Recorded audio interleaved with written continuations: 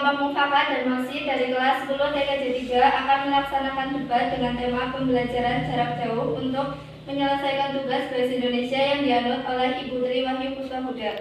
Sebelumnya, perkenalkan, nama saya Fadia Dwinaya sebagai moderator. Selanjutnya, silakan dari tim afirmasi untuk memperkenalkan diri. Saya Muhammad Farudin dari tim afirmasi sebagai pembicara 1. Saya Fauzan Azumat dari tim afirmasi sebagai pembicara 2. Saya Diksen Pramudia dari tim afirmasi sebagai pembicara 3. Saya Geisha Rafataya dari tim afirmasi sebagai pembicara 4. Saya Vina Aliansi Pratama dari tim afirmasi sebagai pembicara 5.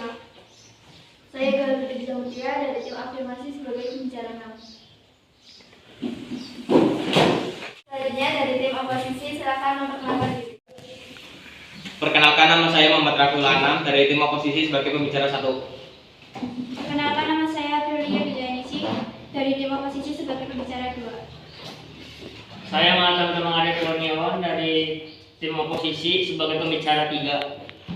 Saya Alvin Durusi dari tim oposisi sebagai pembicara 4. Saya Gimana Dikianto dari tim oposisi sebagai pembicara 5. Saya Idan Nuharesi dari tim oposisi sebagai pembicara 6.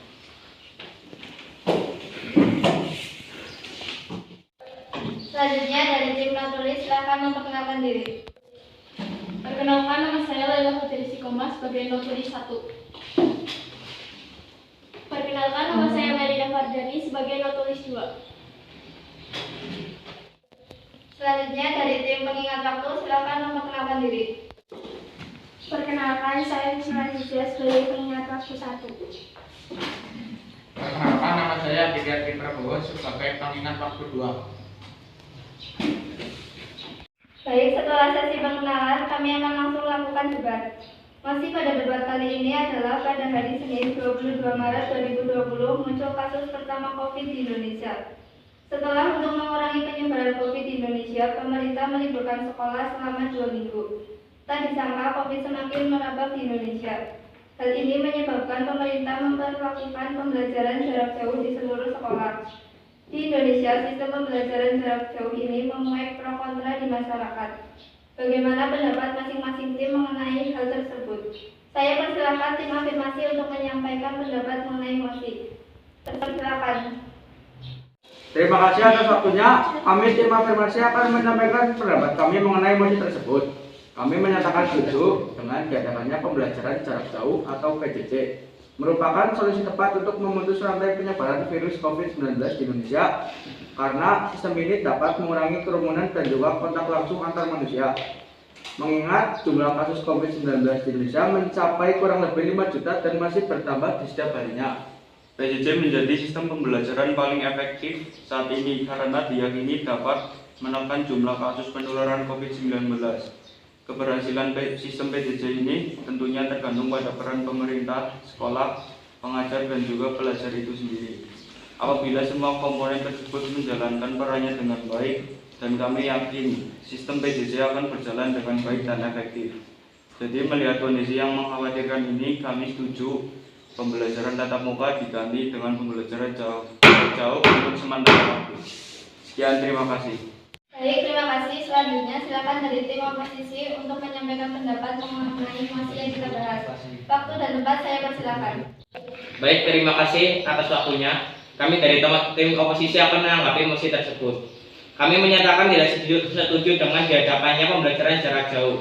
Hal ini dikarenakan sistem PJJ dilakukan di Indonesia belum berjalan dengan baik, justru menimbulkan kerugian dan dampak negatif bagi pelajar di Indonesia, baik dari segi pendidikan maupun finansial. Sebagai contoh, kita lihat dari segi pendidikan. Banyak pelajar yang tidak paham dengan materi yang diberikan gurunya selama daring. Banyak juga dari mereka yang menjadi malas dan kurang disiplin. Banyak pelajar yang tidak paham dengan materi yang diberikan gurunya selama daring. Banyak juga dari mereka yang menjadi malas dan kurang disiplin. Dan tidak sedikit yang bangun pagi hanya untuk absen dan presensi, setelah itu tidur kembali. Hal ini tentunya sangat merugikan. Selanjutnya, kita lihat dari finansial. Banyak orang tua yang mengeluh karena anaknya menghabiskan banyak biaya untuk pembelian kuota. Seperti yang kita ketahui, pada masyarakat kelas ekonomi ke bawah pastinya sangat keberatan dengan hal tersebut. Oleh karena itu, kami tegaskan kembali, kami tidak setuju dengan diadakannya sistem pembelajaran PJJ. Terima kasih. Terima kasih atas pendapatnya. Bagaimana dari tim afirmasi? Apakah kalian setuju dengan pendapat dari tim oposisi? Tempat dan waktu saya persilakan. Menurut kami pendapat tim oposisi kurang tepat karena dampak negatif yang disebutkan sebenarnya dapat dikurangi dengan cara melakukan sistem pembelajaran jarak jauh. Di setiap sekolah tentunya perbaikan sistem ini harus dibimbing dan diawasi oleh pemerintahan, khususnya pemerintahan daerah setempat untuk menghindari penyalahgunaan situasi dan juga untuk mewujudkan kegiatan pembelajaran jarak jauh yang lebih baik dan efektif. Contoh perbaikan yang dapat dilakukan yaitu dengan mengadakan pelatihan dulu agar kegiatan pembelajaran jarak jauh menjadi lebih variatif dan menarik sehingga para pelajar tidak begitu bosan. Dan menyampaikan ajakan kepada para pelajar agar lebih enjoy dalam melaksanakan kegiatan pembelajaran jarak jauh, serta lebih giat belajar mandiri dan lebih aktif dalam kegiatan pembelajaran seperti bertanya kepada guru apabila ada materi yang belum mereka pahami. Untuk masalah kuota, pemerintah memberi subsidi setiap bulannya untuk seluruh pelajar di Indonesia, yaitu 7 GB untuk PAUD, 10 GB untuk pendidikan dasar, dan sekolah menengah 12 GB. Untuk guru PAUD, guru pendidikan dasar, dan sekolah menengah, serta 15 GB. Untuk dosen dan mahasiswa tentunya subsidi ini dapat membantu para pelajar, khususnya para pelajar yang tidak mampu untuk membeli kuota internet. Jadi dengan melakukan perbaikan tersebut, kegiatan pembelajaran jarak jauh akan berlangsung lebih baik dan efektif. Baik, dari argumen yang disampaikan tim afirmasi, apakah tim oposisi ingin menyanggahnya? Waktu dan tempat saya persilakan. Baik, kami akan menyanggah argumen dari tim afirmasi. Tadi disebutkan bahwa pelajar harus bertanya kepada guru apabila ada pelajaran yang belum mengerti. Di sini masalahnya banyak pelajar yang belum memahami materi, tetapi segan bertanya pada guru. Masih ada beberapa guru yang kurang ramah jika dihubungi melalui pesan, dan masih banyak pula guru yang hanya memberi tugas tetapi tidak menjelaskan materi terlebih dahulu. Materi yang dijelaskan saja terkadang banyak yang kurang paham, apalagi materi yang tidak dijelaskan. Tentu siswa akan merasa bingung, bahkan tidak paham sama sekali. Untuk bantuan kuota internet memang membantu, tetapi jaringan di wilayah pedalaman masih sangat buruk.